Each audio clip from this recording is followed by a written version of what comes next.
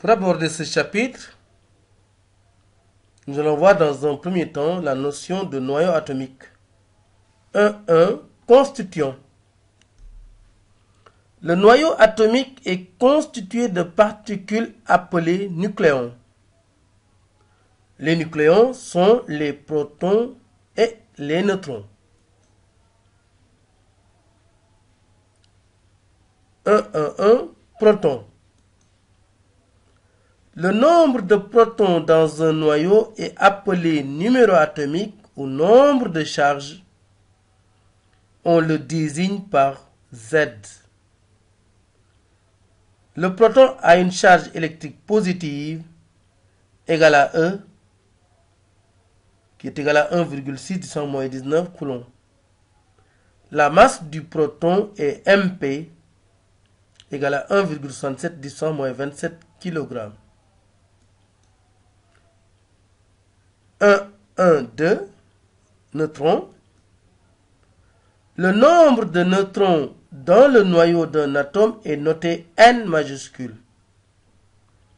Le neutron est une particule de charge électrique nulle. La masse Mn d'un neutron est sensiblement égale à la masse du proton. Le nombre de nucléons d'un noyau, c'est-à-dire le nombre de protons et de neutrons, est appelé nombre de masse, noté A majuscule. Donc nous pouvons dire que A est égal à Z plus N. 1.2. Dimension du noyau.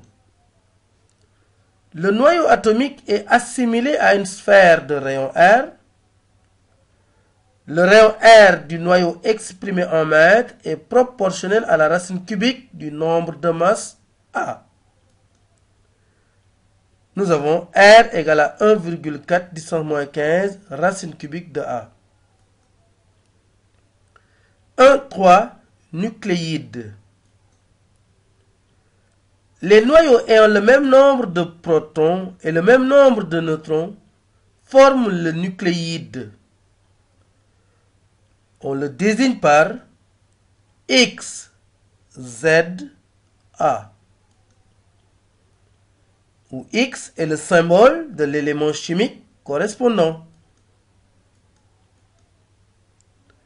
1.4. Isotopes.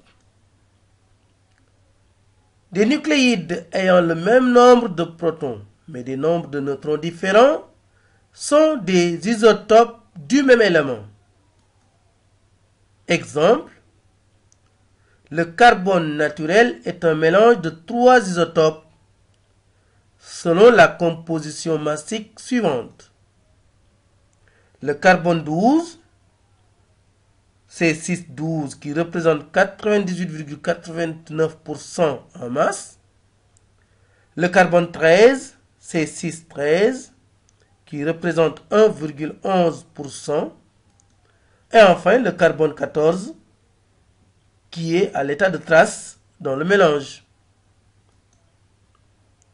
L'hydrogène naturel est un mélange de 3 isotopes selon la composition massique suivante. H11, appelé hydrogène léger, représente les 99,85%. H12, appelé le deutérium, représente les 0,015%. Et H13, appelé le tritium, est à l'état de trace dans le mélange. 1.5. Masse du noyau, défaut de masse. 1.5.1. Équivalence énergie-masse. Dans certaines conditions particulières, la masse et l'énergie sont des grandeurs équivalentes, l'une pouvant se transformer en l'autre. La relation d'équivalence énergie-masse appelée relation d'Einstein s'écrit E égale à mc carré, où c représente la célérité de la lumière dans le vide, qui est de l'ordre de 3 × 10⁻8 mètres par seconde. de cette relation, il est pratique d'exprimer la masse en MeV par C carré. Donc, le MeV par C carré est une unité de masse, même si le MeV est une unité d'énergie. 1,5,2, unité de masse atomique. Par définition, l'unité de masse atomique notée petit u est définie comme étant égale au 12e de la masse d'un noyau de carbone 12. On montre que une unité de masse atomique est égale à 1,66 × 10⁻27 kg et un calcul précis aussi donne 931,5 MeV par C carré.